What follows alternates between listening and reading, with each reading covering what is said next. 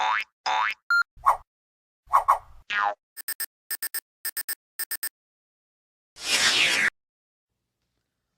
and welcome to another lesson from esaudio.net and jumpstartyourspanish.com. In this lesson I'm going to show you how reflexive verbs work. And if you've been studying Spanish grammar for a while, you've probably heard that there are three types of verb endings. So we have some verbs that end in AR, comprar, estudiar, hablar, mirar. We have some verbs that in the infinitive form end in ER, comer, tener, traer, leer. And some other verbs that end in IR, vivir, decir, escribir, pedir.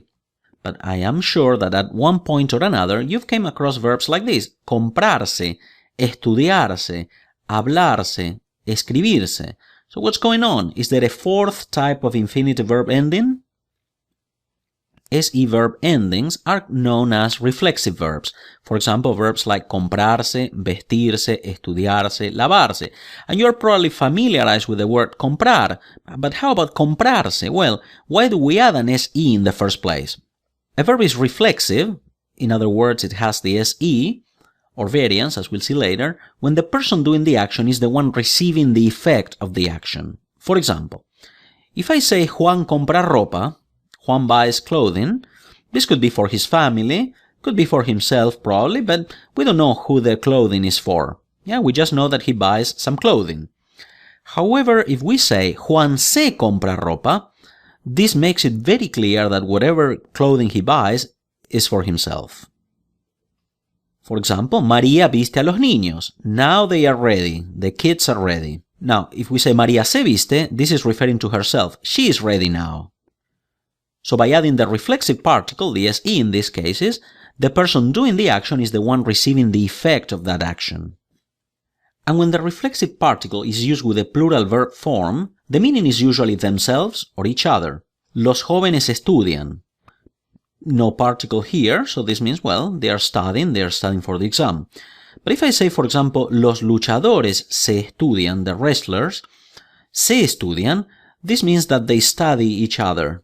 This could be, for example, like at the beginning of any fight, in which they are analytical, they try to see the other person's moves, they are studying one another or they are studying each other. That's when we use the reflexive. So the reflexive with a plural verb gives this idea of each other, one another, themselves.